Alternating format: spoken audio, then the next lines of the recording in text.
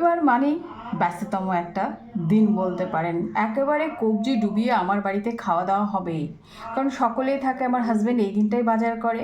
তো আসুন আজকে মেনু দেখে নেওয়া যাক। কি ইলিশ মাছের মাথা দিয়ে হয়েছে কচুর শাক, যেটা আমার হাজব্যান্ডের খুব প্রিয়, আমার শ্বশুরমশাইয়ের। আর এটা ছোটো মাছ ভাজা রেখেছি, বাটা মাছ, সব রকম মাছ রয়েছে, একটু মিক্সড, মাছ ভাজা খেতে ভালোবাসে। রয়েছে স্যালাড, লেবু এবং শশা। আর যেটা প্রিয় খাবার আমার বাড়ির রবিবারে, মাটন তো হবেই। আমি দেখিয়েছি বাজারে, দেখুন একদম নাল্লে পিস একেবারে। আর সিনার মাংসটাও রয়েছে বন্ধুরা। তো রসুন দিয়ে এইভাবে রান্না করেছি, অসাধারণ লাগে খেতে।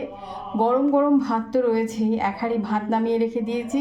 আর এখানে হচ্ছে আলু, বেগুন, মূলো, গাছের পটল দিয়ে, সব রকম ছোটো মাছ দিয়ে রাঁধুনি ফোড়ন দিয়ে একটা চচ্চড়ি, যেটা আমাদের বাড়িতে করা হতো, খেতে কিন্তু অসম্ভব ভালো লাগতো। যদিও বা শীতের সময় করা হতো, কিন্তু আমি কিন্তু এখন যেহেতু মূলো পেয়েছি এই সবজিটা করেছি, মানে সবজি বলতে কি চচ্চড়িটা করেছি। আর এখানে দেশি মুরগির মাংস রয়েছে। আর এখানে কি কি রয়েছে দেখুন, চাল কুমড়োর ঘন্ট রয়েছে চিংড়ি মাছ দিয়ে, ভীষণ ভালো লাগে খেতে। আর এটা রয়েছে কুঁদরি ভাজা, এখানে বোন পাঠিয়েছিল সকালবেলা তরকা। আর একটা জিনিস বলবো, আমার ভাগ্য খুবই ভালো, আমায় এত ভালোবাসে। দেখুন, শিলিগুড়ি এবং মালদার মিষ্টি।